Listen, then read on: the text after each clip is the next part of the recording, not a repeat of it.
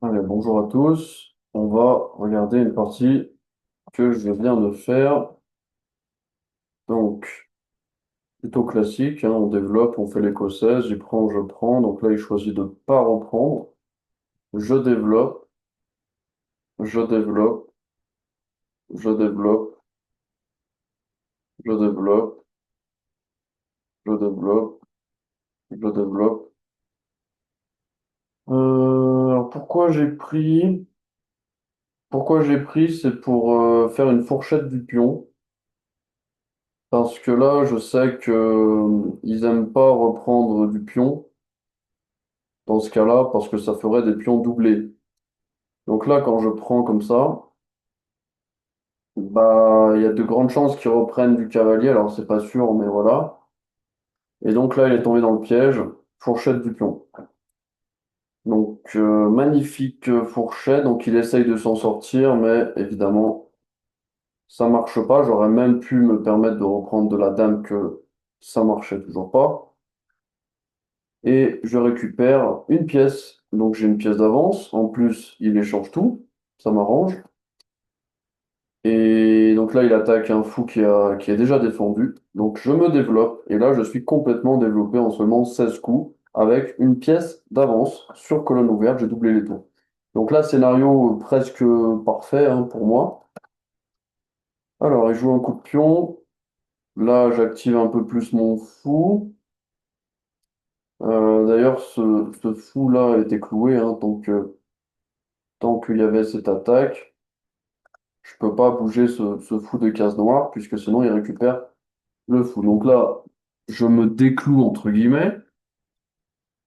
Il attaque le fou de case blanche. Je me mets à l'abri tout simplement, hein. Je réfléchis 38 secondes, mais au final, je me dis, bon, voilà, garde ton fou, la position est complètement ouverte. Garde tes deux fous. Il attaque encore, il attaque encore, donc cette fois mon autre fou. Et là, je me dis, allez, on va sur la septième rangée. S'il prend le fou, c'est pas grave. Au pire des cas, je perds un pion. J'ai pas peur de ça. Donc là, je récupère le cavalier, récupère un pion. Puis là, je vais bouffer ces petits pions tranquillement. Voilà. Donc là, j'ai calculé, mais vu que je suis très nul en calcul, en fait, je savais pas s'il pouvait me mater avec ces tours si je continuais à rester sur la septième rangée, c'est-à-dire si j'ignore complètement l'attaque. Et en fait, il pouvait pas, mais j'ai pas pris le risque. J'ai préféré bloquer l'échec avec ma tour. Donc là, il échange, hein, donc c'est la pire chose à faire pour lui, puisque j'ai une pièce de plus. Et là, il va me faire des échecs. Alors, en fait, tu sais jamais vraiment pourquoi ils te font échec, échec, échec. Enfin, c'est pas comme si j'avais 10 secondes à la pendule, hein. Donc là, il se met là, c'est pareil, je sais pas pourquoi ici et pas ailleurs. Peut-être pour bloquer l'avancée du roi. Ouais, peut-être ça. Et donc là, c'est pareil, je comprends pas ce qu'il fait. Je pousse, il prend, je reprends. Donc là, il n'a pas vu qu'en fait, bah, si je prends le pion à 5, je défends en même temps à 2. Donc là, il comprend, il veut prendre du coup le pion H2. Donc lui, par contre, je pourrais pas le défendre, mais je m'en fiche un peu hein, de ce pion. Et là, bah, du coup, je pousse C4 et il abandonne.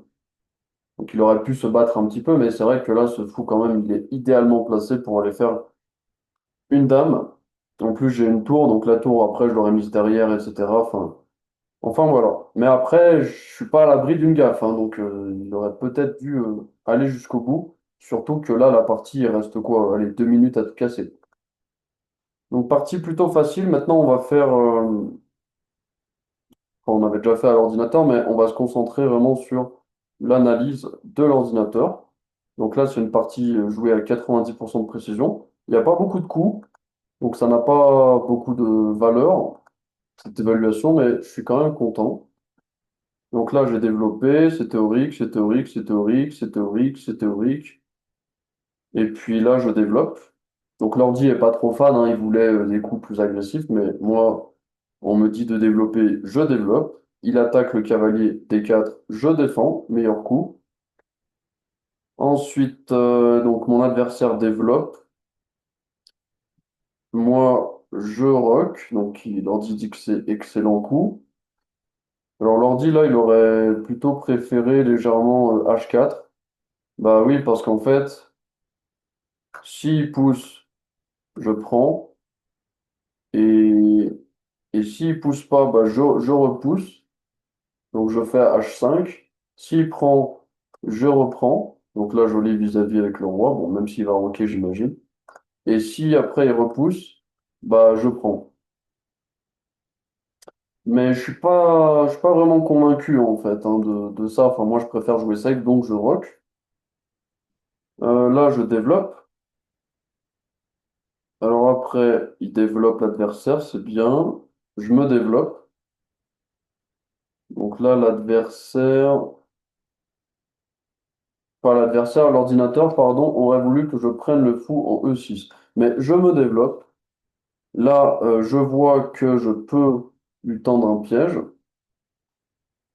Donc là, l'ordinateur voulait encore que je prenne ce fou. Alors peut-être qu'il a vu que ce fou était très fort, je sais pas.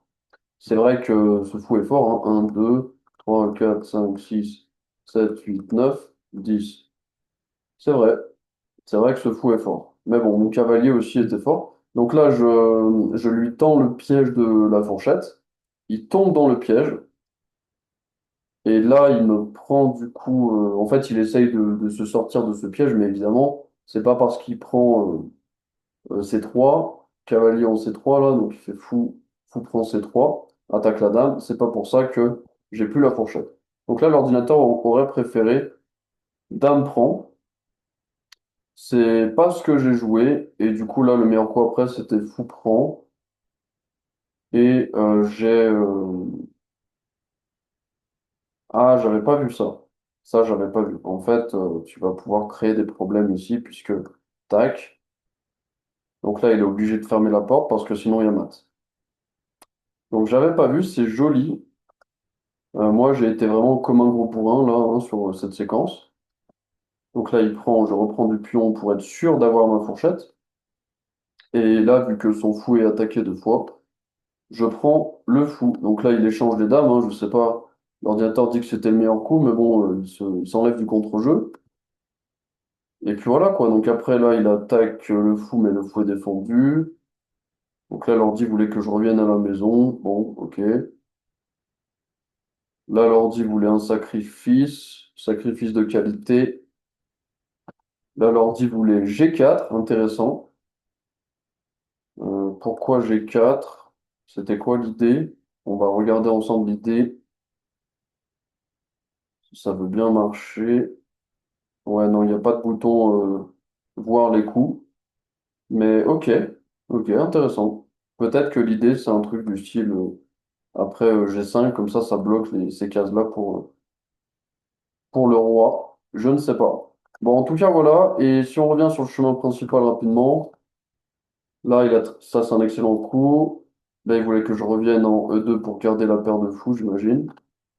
Il attaque encore le fou. Là, il dit que c'est pas mal. Je reprends. Je me venge sur C7. Voilà, meilleur coup, meilleur coup, meilleur coup. Forcé. Meilleur coup, excellent coup. Bon, après, à la fin, en général, l'ordinateur, voilà, il dit que tous les coups sont excellents. Quand tu as tellement l'avantage que voilà. Ah ok, donc là il disait de défendre avec le fou. C'est vrai que c'est pas bête. Alors là, il y aurait un truc, ça aurait été drôle, c'était de faire semblant que je n'ai pas vu ça, l'attaque sur A2.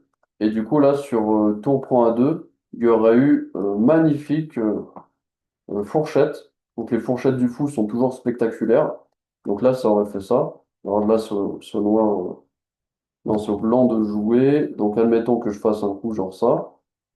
Bah là, si il prend, c'est très joli, ça gagne la tour. Donc ça, j'aime beaucoup.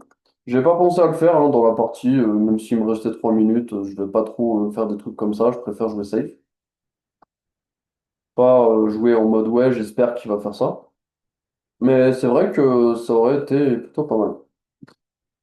Et si on revient dans la ligne principale, bah en fait, ouais, c'est fini, il a abandonné. Allez, c'est tout pour cette vidéo, merci d'avoir regardé, on se dit à la prochaine.